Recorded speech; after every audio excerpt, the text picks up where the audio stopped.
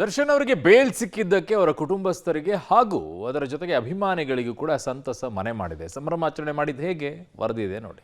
ದರ್ಶನ್ ಜೈಲುವಾಸಕ್ಕೆ ಕೊನೆಗೂ ಮುಕ್ತಿ. ದರ್ಶನ್ಗೆ ಬೇಲ್ ಸಿಕ್ತಿದ್ದಂತೆ ಫ್ಯಾನ್ಸ್ ಸಂಭ್ರಮ.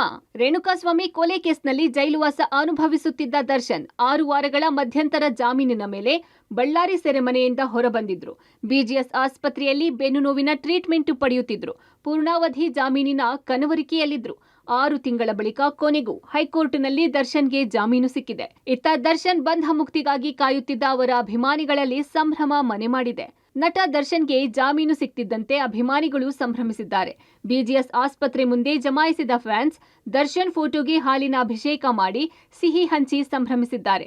ದರ್ಶನ್ ಪರ ಘೋಷಣೆ ಹಾಕಿದ್ದಾರೆ. ಅಲ್ಲದೆ ಆರ್ಆರ್ ನಗರದ ದರ್ಶನ್ ಮನೆ ಬಳಿ ಅಭಿಮಾನಿಗಳು ಜಮಾಯಿಸಿದ್ರು. ಬೆಂಗಳೂರಷ್ಟೇ ಅಲ್ಲ, ಬಳ್ಳಾರಿ, ಚಿತ್ರದುರ್ಗ, ದಾವಣಗೆರೆಯಲ್ಲೂ ದರ್ಶನ್ ಅಭಿಮಾನಿಗಳು ಸಂಭ್ರಮ ವ್ಯಕ್ತಪಡಿಸಿದ್ದಾರೆ. ಪಟಾಕಿ ಸಿಡಿಸಿ ಸಿಹಿ ಹಂಚಿ ಸಂಭ್ರಮಾಚರಣೆ ಮಾಡಿದ್ದಾರೆ.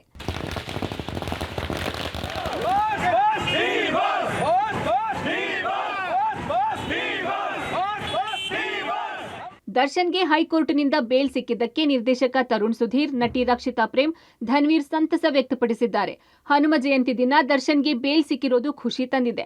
ನಾನು ಹರಕೆ ಹೊತ್ತಿರೋದನ್ನು ಹೇಳ್ಕೋಬಾರದು ಎಂದಿದ್ದಾರೆ. ಇನ್ನು ನಟಿ ರಕ್ಷಿತಾ ಪ್ರೇಮ್ ಇನ್ಸ್ಟಾ ಪೋಸ್ಟ್ ಹಾಕಿದ್ದು ಹ್ಯಾಪಿ ಡೇ ಹ್ಯಾಪಿ ನ್ಯೂಸ್ ಅಂತ ಸಂತಸ ವ್ಯಕ್ತಪಡಿಸಿದ್ದಾರೆ. ಹಾಗೆಯೇ ನಟ ಧನ್ವೀರ್ ಕೂಡ ಉಸಿರಿರೋವರೆಗೂ ಇರ್ತೀವಿ ನಿಮ್ಮ ಹಿಂದೆ ಅಂತ ಇನ್ಸ್ಟಾಗ್ರಾಂನಲ್ಲಿ ಪೋಸ್ಟ್ ಮಾಡಿದ್ದಾರೆ.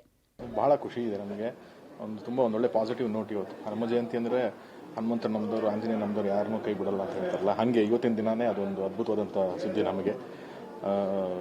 ನ್ಯಾಯಾಲಯಕ್ಕೆ ನಾವು ಧನ್ಯವಾದಗಳನ್ನ ಹೇಳ್ತೀವಿ.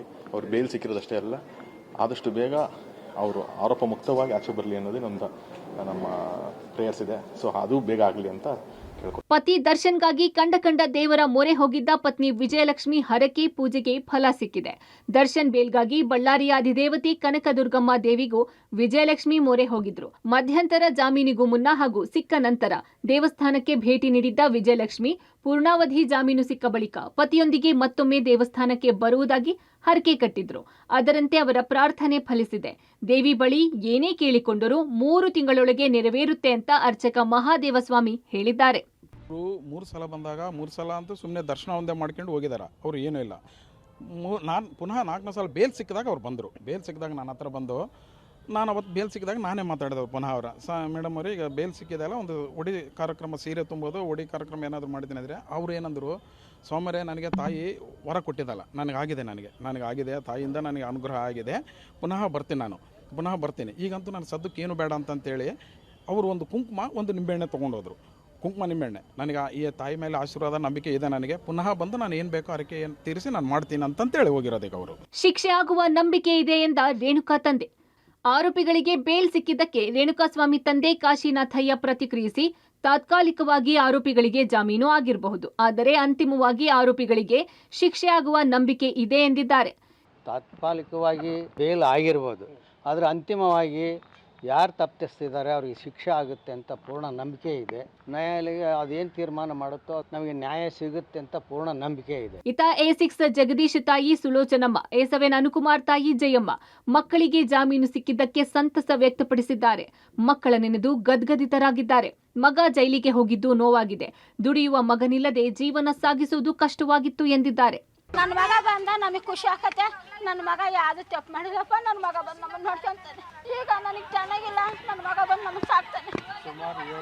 ಹ್ಞೂನಪ್ಪ, ನಮ್ಮ ಜೀವನ ಭಾರಿ ಕಷ್ಟ ಆಗಿತ್ತು. ಕಷ್ಟದಿಂದ ಕಳೆದು ಇನ್ಮೇಲೆ ನನ್ನ ಮಗ ಬಂದ ನನ್ನ ಸಾಕ್ತಾನೆ.